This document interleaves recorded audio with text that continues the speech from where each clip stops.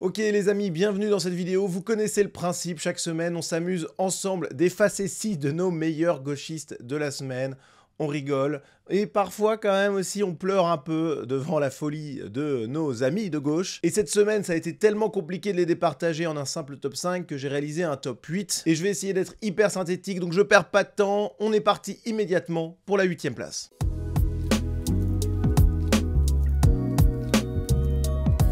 En 8e position, on retrouve Guillaume Champeau, qui a créé Numérama et qui est passé ensuite par Quant, le moteur de recherche à la française, le Google français. Et Guillaume Champeau, c'est quelqu'un qui est super intéressant parce que c'est un gauchiste que je suis depuis un moment, et il est déjà apparu d'ailleurs dans ce top, parce que c'est un type qui, à la base, est plutôt, on va dire, centriste mou, quoi, et qui, sous l'impulsion idéologique de la gauche, eh bien, s'est radicalisé avec elle. C'est hyper intéressant à étudier, ce parcours, cette trajectoire. Alors, le voici avec un tweet. Non mais elle, c'est pas pareil, nous dit-il avec des guillemets comme si c'était une citation venant de quelqu'un de droite donc, avec cette photo issue d'un tweet de Christine Kelly sur une sœur catholique qui s'exprime sur le plateau de CNews. Et donc, ironiquement, Guillaume Champeau se met dans la peau de quelqu'un de droite qui dirait, et ça serait selon Guillaume Champeau une contradiction incroyable, quelqu'un de droite qui dirait oui mais une bonne sœur c'est pas pareil qu'une femme voilée. Et ce qui est censé être de l'ironie selon Guillaume Champeau, c'est juste la stricte vérité. Évidemment qu'il y a des différences majeures entre cette bonne sœur et puis une femme voilée musulmane en France. Alors, déjà, premièrement, parce que le voile est extrêmement minoritaire dans la pratique religieuse catholique, il est en réalité réservé aux bonnes sœurs. Il y en a de moins en moins, elles sont très peu, comparé à la masse des femmes catholiques, c'est vraiment strictement rien en réalité. Donc déjà, il y a la question du nombre, sachant qu'en plus, il y a la question de la nature, c'est-à-dire que la bonne sœur, elle se met dans un couvent, elle se retire, ou en tout cas, elle se met en retrait de la société, et elle se couvre d'un voile par déférence envers Dieu, et non pas par pudeur par rapport aux hommes, ce qui est quand même le cas de beaucoup de femmes qui sont voilées en France. Donc déjà, il y a une différence qui est colossale. Et puis surtout, les bonnes sœurs, elles sont voilées tout le temps, pas seulement dans l'espace public. Parce qu'une femme musulmane, quand elle est rentrée chez elle devant son mari et sa famille, elle peut enlever son voile. Bah oui, c'est la question de la pudeur, hein. Donc déjà, il y a une différence phénoménale, et on peut déjà dire que, effectivement, elle, c'est pas pareil. Mais en plus de ça, peut-être que c'est un détail qui échappe totalement aux gauchistes, et donc Guillaume Champeau, pour lui, c'est hors sujet, mais pourtant, c'est essentiel pour quiconque a un peu de bon sens. Cette bonne sœur, elle s'inscrit dans une tradition pluriséculaire et millénaire qui fait que la France est intrinsèquement liée à la religion catholique. Donc, évidemment que là encore, il y a une différence, c'est-à-dire que cette bonne sœur, elle s'inscrit dans quelque chose qui fait partie de l'identité française depuis des siècles et des siècles, tandis que l'islam est évidemment une importation extrêmement récente au regard de l'histoire de France, et donc, là encore, désolé Guillaume Champeau, mais non, c'est pas pareil. Franchement, c'est ridicule. Vous vous imaginez qu'il croit nous avoir mis face à une incohérence extraordinaire, alors qu'il n'y en a strictement aucune. C'est fascinant, la gauche.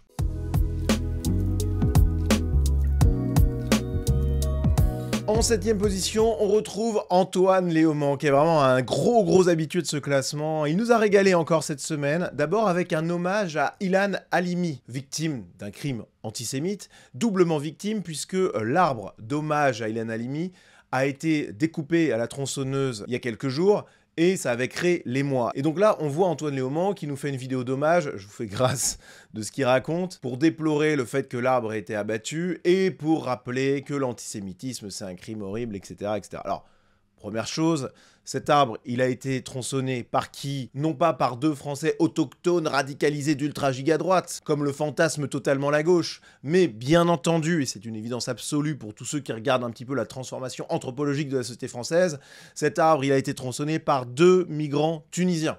Bon.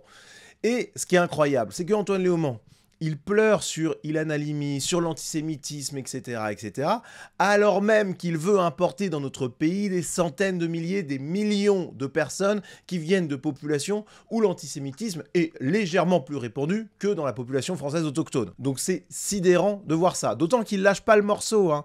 Regardez-le, le mémorial de la Shoah a été dégradé à Lyon. Une stèle en hommage à Yitzhak Rabin et un monument en hommage aux juifs et résistants recouvert d'inscriptions antisémites et de croix gammées.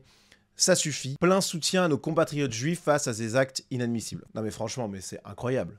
Antoine Léaumont, qui nous tient un discours anti-israélien, anti-sioniste. À minima, en réalité, derrière, bon, on est vraiment à deux doigts de l'antisémitisme. Et cette fine barrière, cette fine limite, elle est allègrement franchie par plein de gens autour de lui. Donc qu'il fasse le ménage dans son parti et auprès de ses amis, parce que je peux vous dire que là, de l'antisémitisme, il y en a clairement. Mais il va pleurer, il va quand même oser aller apporter son soutien à la communauté juive et faire semblant de ne pas voir le lien entre les gens qu'il importe massivement sur notre territoire et cette augmentation des actes antisémites. Franchement, énorme talent d'acteur de la part d'Antoine Léaumont, c'est à saluer, et c'est pour ça qu'il est dans ce top des gauchistes de la semaine.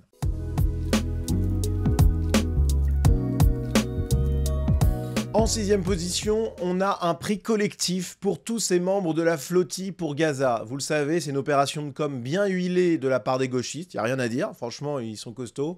Ils vont donc dans des bateaux avec des espèces de célébrités, des hommes politiques, etc. Et l'objectif, c'est théoriquement d'arriver jusqu'à Gaza. En fait, c'est une opération de com pure qui a pour vocation, alors évidemment, d'attaquer Israël, bien entendu, mais c'est aussi pour se faire mousser, pour se faire bien voir des électeurs, et notamment de la Nouvelle France de Jean-Luc Mélenchon, qui adore tout ce qui est contre Israël. Alors, on va voir plusieurs choses. On a d'abord Prune, qui est une passagère française de la flottille pour Gaza, et qui n'en peut plus. Voilà, elle vit très mal cette traversée éprouvante. Pourquoi? Parce qu'il y a des grosses vagues. Voilà, bah oui. Oh là là, c'est gauchiste, putain. C'est costaud quand même, quand on y réfléchit. Oui, vous partez... Alors c'est une expédition, eux en plus, ils sont malins, ils présentent ça comme une expédition extrêmement risquée, avec des risques de mort. Je rigole pas, certains parlent de ça, bon. Mais quand il y a quelques vagues, les types commencent un petit peu à souffrir et à faire des stories Instagram pour dire que c'est éprouvant, que c'est une épreuve terrible, etc. Bon, faut savoir, parce que l'épreuve terrible, c'est censé être les geôles israéliennes à la fin, voire même les dangers de mort qu'il peut y avoir, bon. Mais ils commencent à pigner pour quelques grosses vagues. Bah oui, vous êtes sur la mer en fait, bande de débiles. Évidemment qu'il y a un peu de vagues, c'est le principe. Il y a du vent, il y a de l'eau même. Incroyable, non? Bon, après Prune, on a cette danseuse. Regardez-la. Elle s'ambiance sur de la musique. Elle est toute contente de danser. On est au départ. Il y a des caméras. En fait, c'est une espèce d'influenceuse gauchiste, j'imagine. Elle a oublié.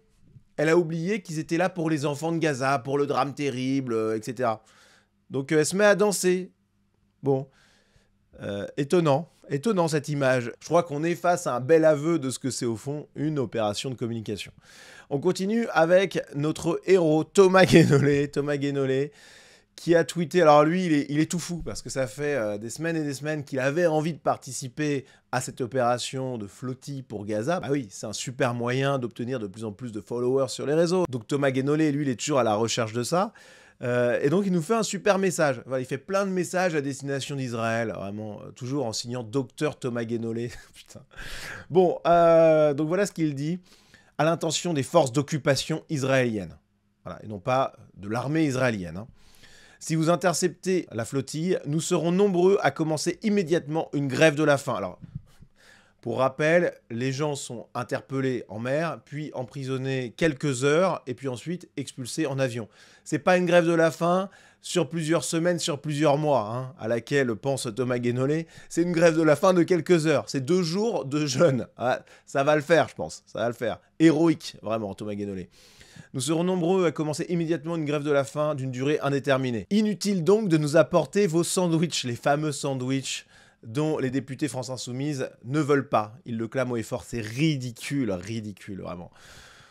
Donc voilà pour Thomas Guénolé. On a aussi Thomas Porte. Alors vous savez, Thomas Porte, c'est la gauche la pire. Je pense que c'est l'un des pires députés de gauche, clairement. Et là, notre ami de gauche, qui normalement n'a pas de mots assez durs à l'encontre de la police, de l'armée, etc., eh bien là, il demande l'assistance de la Marine nationale. Je suis député français, nous dit-il. Nous demandons que la marine française puisse escorter nos bateaux. Mais l'armée française, elle n'a pas que ça à faire. De toute manière, il n'y a aucun risque au bout. Ces députés français, évidemment qu'il ne va rien t'arriver.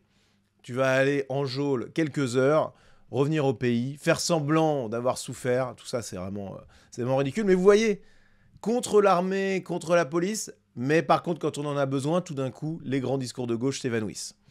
Et puis pour finir, ces images de cette flottille pour Gaza avec Greta Thunberg qui est là. L'égérie de la lutte climatique qui a décidé donc de se lancer dans l'aventure pour la Palestine. Donc on la voit, c'était les premières images au départ de son bateau. Sauf que, rappelez-vous, il y a des vagues dans la mer. Il y a parfois même du gros temps. de l'orage. Et donc le bateau de Greta Thunberg a dû faire demi-tour en raison des conditions météorologiques défavorables. Et je trouve que c'est quand même assez comique de voir ces marins d'eau douce découvrir le gros temps. Et peut-être que, avant de partir, fallait checker un peu la météo. Ça va peut-être éviter cette déconvenue très symbolique, je trouve. Allez, juste avant de passer au top 5, et vous allez voir qu'on reste dans la même veine avec quelque chose d'assez exceptionnel.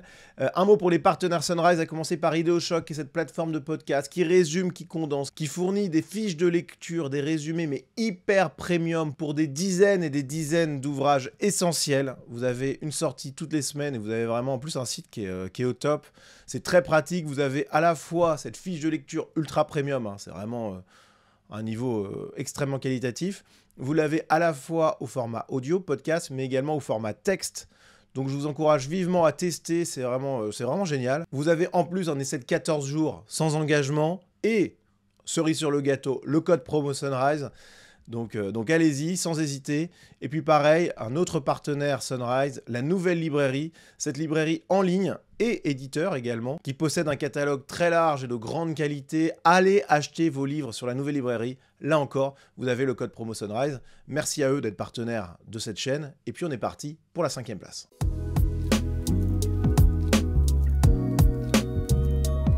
En 5e position, on retrouve Émeric Caron, la plus belle chevelure de gauchiste de tous les temps, ça c'est certain.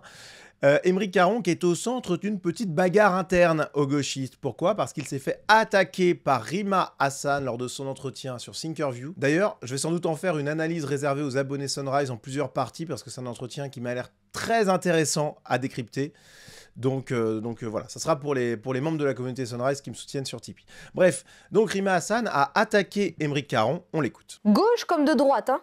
Moi, les personnes qui me disent c'est que Netanyahou, etc., comme j'ai pu l'entendre par ailleurs sur ce fauteuil, enfin, sur certains de vos invités, ouais, y compris des gens comme Caron, je veux dire, d'autres. Enfin, je veux dire, il y a des gens qui réduisent vraiment la question palestinienne, parfois, hein, la lecture de c'est Netanyahou, c'est le diable, quand il sera parti, ça ira mieux. Non. Il y a donc bagarre, entre Rima Hassan et Émeric Caron. Autant vous dire que Émeric Caron, il n'a pas du tout apprécié de se voir attaqué par Rima Hassan. En plus, Rima Hassan, c'est un peu l'égérie absolue du moment. Donc, une attaque de sa part, ça fait très très mal. Et donc, il a réagi. Extrêmement surpris, nous dit-il sur X, de ton attaque publique malhonnête dirigée contre moi, Rima Hassan.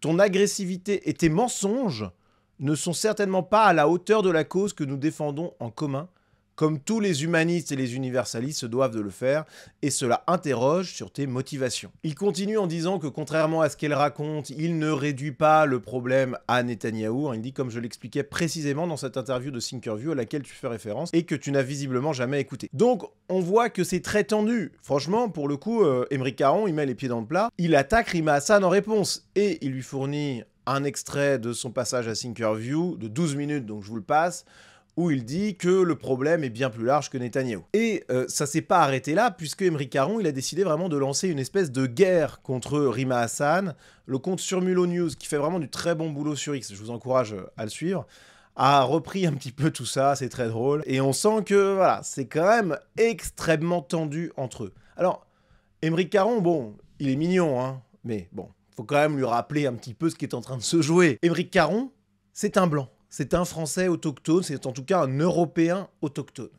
Et donc, aux yeux de Rima Hassan et de nombreux autres membres de cette nouvelle France vantée par la France Insoumise, Jean-Luc Mélenchon et même Émeric Caron lui-même, eh bien, il y aura toujours quelque chose qui ne les satisfera pas complètement. Parce qu'il ne fait pas partie de leur tribu. Il ne faut pas oublier quelque chose, c'est qu'en dehors des Européens, le monde est quand même globalement tribal. Alors, évidemment, faut nuancer, mais l'appartenance à un groupe ethnoculturel est fondamentale. Et au-delà de ça encore, il y a l'appartenance au groupe des extra-européens aussi qui joue énormément. C'est-à-dire que les Européens sont vus comme le mal absolu par énormément de gens venus d'ailleurs, hein, mais aussi d'ailleurs par les gauchistes en interne. Et c'est là où Émeric Caron croit qu'il peut y avoir un combat en commun, finalement. Bon, sauf qu'il se trompe, parce que Émeric Caron, il est différent de cette nouvelle France. Et d'ailleurs, Rima Hassan, elle l'avait noté. Écoutez ce qu'elle disait juste à côté de Mathilde Panot, et ça vous montre un peu ce qui est en train de se jouer en réalité. L'antiracisme a besoin de voix et de visages incarnés, et non pas de porte-parole éloignés de ses réalités.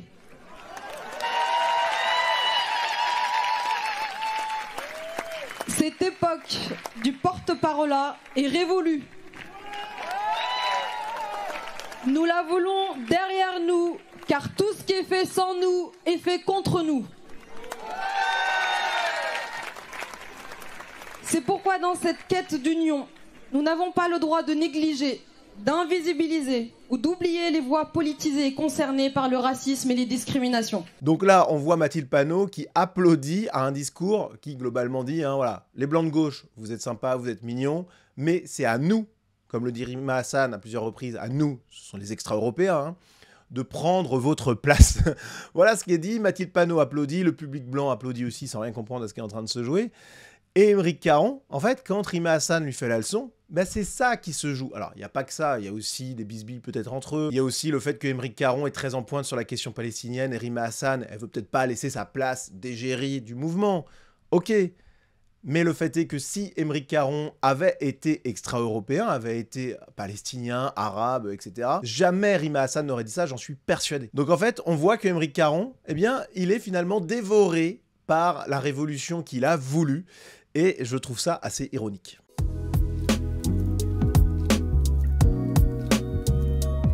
En quatrième position, on retrouve Jean-Luc Mélenchon, lui aussi habitué de ce classement. Alors il est là pour une série de déclarations. On commence en douceur avec un appel, comme Thomas Porte, à ce que la marine nationale défende la flottille pour Gaza contre les Israéliens. Bon, folie furieuse, mais bon, à la limite, ça c'est un très grand classique, donc on passe vite à autre chose. Regardez ça, cette déclaration, elle est extraordinaire. Jean-Luc Mélenchon, qui, on le rappelle, n'a jamais travaillé dans le privé de sa vie, qui est un homme politique depuis des décennies, d'accord? Écoutez ce qu'il nous dit malgré ça. Parce que nous ne sommes pas là pour faire carrière. Notre intention n'est pas les uns les autres d'être ministres de ceci ou de cela. Bon, c'est assez comique quand même, hein. Franchement, les gauchistes, c'est du haut niveau, hein. Le type qui est un politicien professionnel nous dit on n'est pas là pour faire carrière. J'ai quelques doutes sur Luc, quelques doutes. Et puis on finit avec cette déclaration hallucinante de la part du patron de la France Insoumise, à la fois drôle et tragique, parce que si un autre responsable politique que lui avait dit ça, il y aurait eu un émoi général. Mais c'est Jean-Luc Mélenchon, c'est la gauche, donc il est tout permis. Imaginez si Jordan Bardella avait tenu ses propos, on l'écoute. Quel est le titre de Libération ? La gauche en désordre de bataille. C'est pas beau ça ? C'est quelque chose ces gens, hein. Donc, à chaque fois, faites-en profiter vos voisins. C'est pas la peine d'acheter plusieurs exemplaires, puis en plus vous pouvez les voler.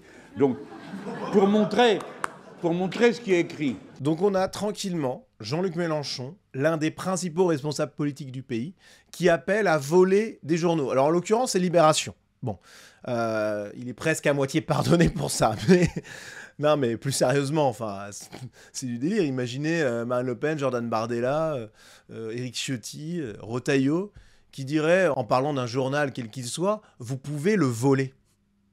Ça a l'air de rien, et c'est pas énorme comme vidéo, j'en conviens. Mais en fait, derrière, ça vous montre à quel point les gauchistes se croient tout permis. Enfin, c'est sidérant de voir Jean-Luc Mélenchon oser dire un truc comme ça. Et surtout, il n'est pas repris, évidemment, il n'y a pas de journaux qui ont titré là-dessus, alors que si ça avait été quelqu'un de droite, je peux vous dire qu'il y aurait eu un petit peu plus de remous. En tout cas, moi, ça m'a paru important de vous montrer cette vidéo.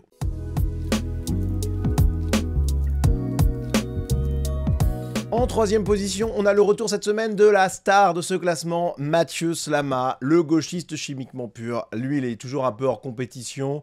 Il ne nous a pas déçus cette semaine encore, évidemment.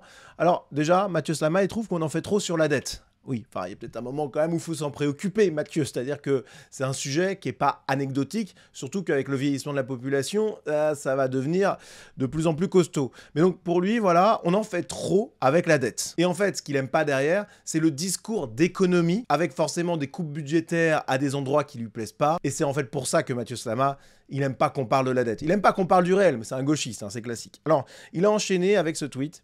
Le discours anti-vieux qui cartonne en ce moment. Alors, c'est pas un discours anti-vieux, évidemment. On dit juste, nous, les actifs, nous, les Nicolas qui payons, que les retraités aisés doivent participer à l'effort collectif. Il n'y a pas de raison que nous soyons les seuls à fournir un effort en partant plus tard à la retraite, en ayant des jours de congé qui sautent, etc. Il n'y a pas de raison que nous soyons les seuls à fournir ces efforts. Et donc, les retraités aisés doivent participer à l'effort collectif. Donc, c'est pas du tout un discours anti-vieux. Mais dans la bouche de Mathieu Slama, évidemment que cet élément de langage, il n'est pas innocent. Le discours anti-vieux, donc, qui cartonne en ce moment à droite, repose sur l'idée qu'il y a une hiérarchie. Oh là là. Alors ça, les gauchistes, dès qu'il y a hiérarchie, ils aiment pas. Ils aiment pas. Alors pourtant, la hiérarchie, c'est naturel. Voilà, il y a des gens qui sont plus grands que d'autres, on n'y peut rien. Voilà, il y a des gens qui courent plus vite, voilà, c'est comme ça. Bon, mais la nature, c'est contraire à l'utopie communiste, hein, donc on n'aime pas ça. Donc ce discours anti-vieux cartonne parce qu'il y a l'idée qu'il y a une hiérarchie entre les personnes productives et non productives. Oui, Mathieu Slama. Dans une société, les personnes productives sont forcément plus précieuses à la société que les personnes non productives, parce que sans les personnes productives, il n'y a pas de société fonctionnelle, tout s'écroule. Donc oui, il y a une hiérarchie, ne t'en déplaise, c'est évident. Bon. Et Mathieu Slama qui conclut, il est dangereux, ce principe, dans sa philosophie même. Ne le prenons pas à la légère. La hiérarchie, la productivité, deux choses qui donnent des boutons aux gauchistes et à Mathieu Slama, évidemment. Et il a continué avec ce tweet. Devant le MEDEF hier, tous les politiques, de gauche comme de droite, ont défendu une société centrée autour du travail. Mais ils voudraient qu'on ait une société centrée autour de la paresse, autour du loisir, autour de Mathieu Slama, autour de ses idéaux à lui. Hein, bon, ça ne fonctionnerait pas des masses, sa société à lui. Bon, seule Marine Tondelier, nous dit-il, timidement a évoqué la nécessaire diminution du temps de travail. Ah bon? Non, je pense qu'il faut augmenter le temps de travail. Et toi aussi, d'ailleurs, il faudrait que tu travailles un peu plus, Mathieu Slama. Dans son monde rêvé, le monde communiste, il est au champ. Voilà. Ou au goulag. Trop bourgeois, Mathieu Slama, à mon avis. Donc voilà, Mathieu Slama, il aime pas ça. Il aime pas le fait qu'on bosse. Ben oui, ça lui rappelle que lui est un improductif, un oisif, même un parasite, osons le terme. Donc évidemment qu'il défend là son existence à lui. Ou sa non-existence, je ne sais pas exactement. Et il poursuit avec ce tweet qui est exceptionnel. Il aurait pu être premier pour ça, mais vous allez voir, le premier cette semaine, il est très très costaud. Voilà ce qu'il nous dit. La culture de la gagne représente tout ce qui ne va pas dans notre société aujourd'hui. Parce qu'il préfère peut-être la culture de la défaite, ou la culture de la neutralité absolue, de l'égalité. Mais évidemment qu'il faut toujours vouloir gagner pour que la société avance. Alors ça veut pas dire écraser les autres, ça veut juste dire devenir meilleur. Alors ça, la gauche, bon, c'est pas du tout le sujet, hein. Je rappelle quand même la devise plus loin, plus haut, plus fort, la devise de l'olympisme européen par excellence. Bah, c'est un petit peu la devise de tous les gens normaux. Alors bien sûr, on peut se contenter de certaines choses qu'on a, etc. Mais ça n'empêche que vouloir aller toujours plus loin, toujours plus haut, toujours plus fort, c'est une constante de la nature européenne et c'est quelque chose qui nous amène vers le meilleur, vers le progrès. Tandis que Mathieu Slama, sa logique à lui, la culture de la loose, bon, je suis pas certain que ça nous amène des lendemains qui chantent. Et puis, pour finir, regardez quand même cette déclaration de Mathieu Slama, qui est catastrophée par la décision de Trump de détruire un bateau de trafiquants de drogue vénézuélien, avec des trafiquants de drogue à bord. Hein. Voilà ce qu'il dit. Nouvelle ligne rouge franchie par Trump qui fait exécuter des narcotrafiquants dans un bateau en dehors de tout procès et de toute enquête. Donc Mathieu Slama, évidemment, il aurait préféré que ce bateau avec son chargement de drogue à l'intérieur arrive aux États-Unis, empoisonne la société américaine et pour lui, la vie de trafiquant de drogue, eh bien, elle est sacrée. Bon. Désolé Mathieu Slama, on n'est pas tous sur la même longueur d'onde. Il y a un moment où des trafiquants de drogue, qui n'en sont pas leur coup d'essai et qui font partie d'une mafia internationale qui fait un mal terrible aux États-Unis, là en l'occurrence, mais on pourrait dire la même chose de la France. Le moment où ils sont abattus, dans une opération de police ou militaire, je vais pas les plaindre, voilà. Et justement, ce genre de décision de la part de l'administration Trump peut permettre d'assainir un peu la société, parce que ça va faire réfléchir quand même pas mal d'autres trafiquants de drogue, de voir qu'il y a une réponse aussi ferme en face. Mais bon, la fermeté, Mathieu Slama, c'est évidemment pas sa spécialité. Voilà, donc bravo à lui quand même pour cette belle perf.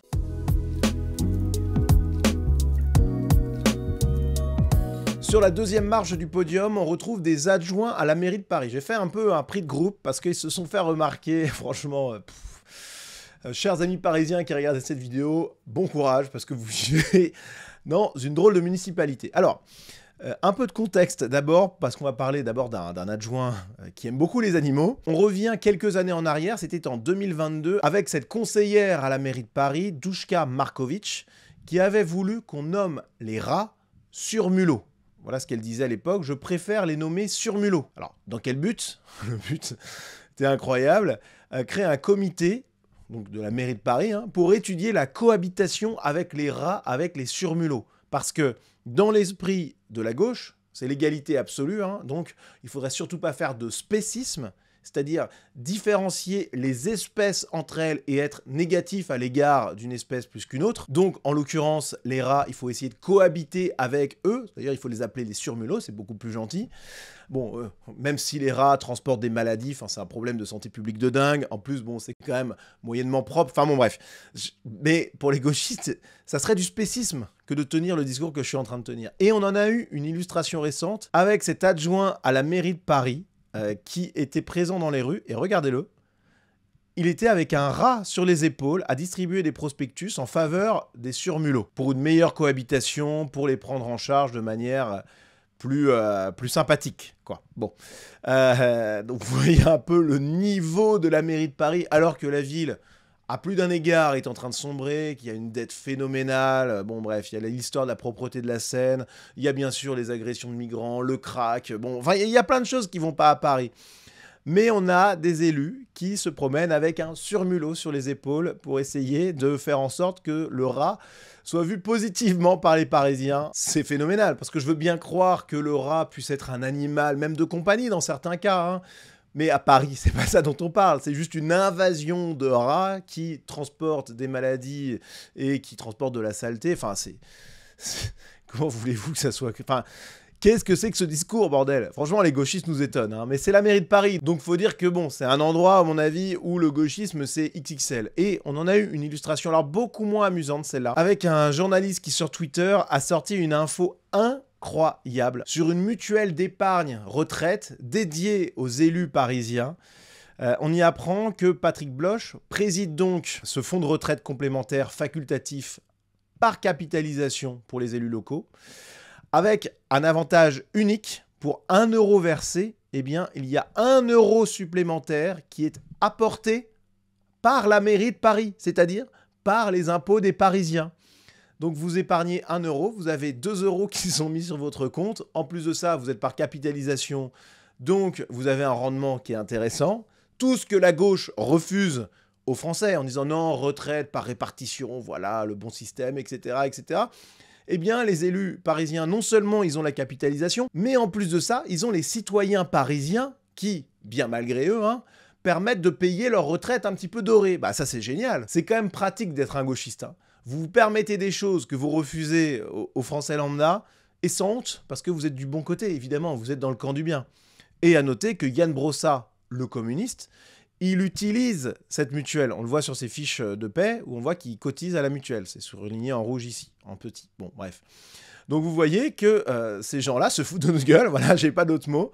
Mais après tout, si les Parisiens acceptent ça, bah, c'est de leur faute, hein. C'est eux qui payent l'euro supplémentaire. S'ils sont contents de ça et qu'ils apprécient les gauchistes, bah, faut continuer. Et sinon, bah, faut peut-être se réveiller un peu, les amis.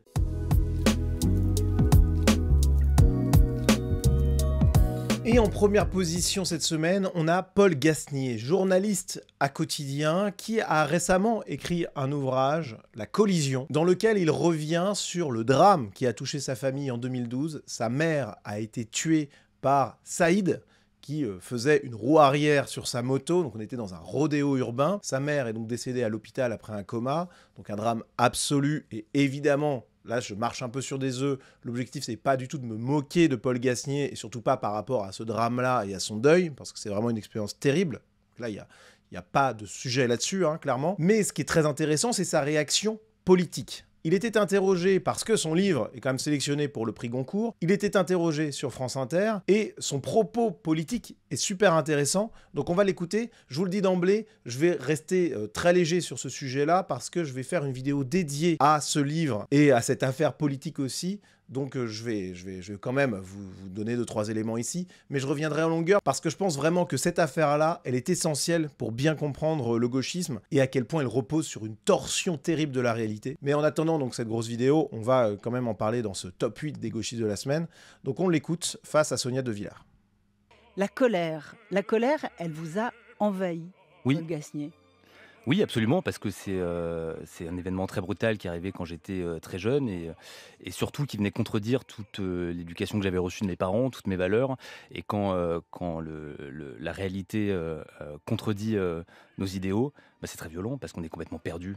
Je m'imaginais passer devant un groupe de jeunes dealers zonant en jogging basket et dégainer un Colt. Absolument. pour le planter sur le front du premier venu, pour contempler la terreur dans ses yeux, ne serait-ce que quelques secondes. Ça aurait fait du bien. Absolument, ouais.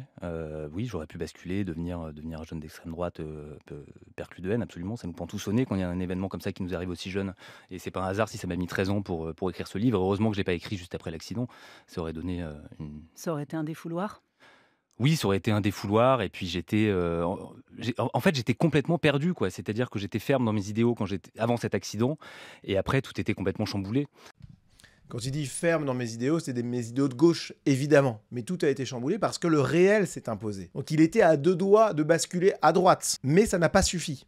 Alors là, les amis, je vais dire quelque chose qui est dramatique, hein, mais il y a plein de gens en France qui ne basculeront à droite ou dans le camp du bon sens que dans le camp du réel, que après des drames terribles. Et peut-être même que pour certains, il en faudra plusieurs coups sur coup. C'est-à-dire qu'il y a des gens, c'est vraiment horrible, hein, mais que même leur femme se fasse violer par un migrant sous OQTF qui ne devrait pas être là, ça ne suffira pas.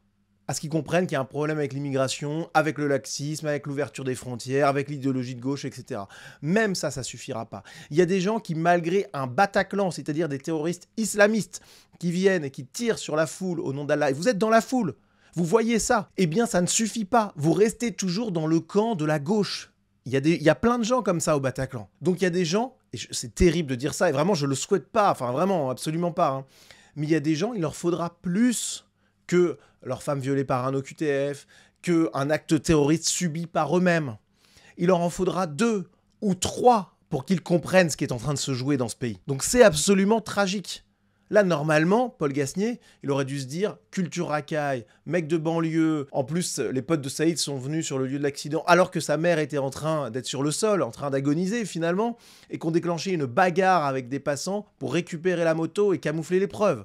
Bref, donc face à ça, normalement, il aurait dû se dire « effectivement, mes idéaux de gauche sont pas raccord avec la réalité, donc… » j'évolue. Mais le conditionnement de gauche a été trop puissant. Et là, je dis pas qu'il aurait fallu qu'il bascule dans la haine, ça n'a rien à voir. C'est juste regarder le réel froidement. Bon, même si sur le moment, on comprend qu'il a eu la haine, évidemment. Hein. Je pense que personne ne le jugera pour ça. Mais vous voyez quand même à quel point c'est compliqué. Il y a plein de gens en France, avant de les faire changer d'avis, va falloir qu'il leur arrive vraiment des choses dramatiques. On continue.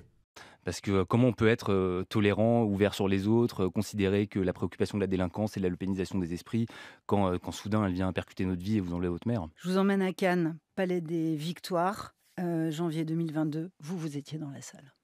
Je ne veux pas que Cannes soit à son tour ensauvagée. Le logement social est devenu progressivement le logement de l'immigration.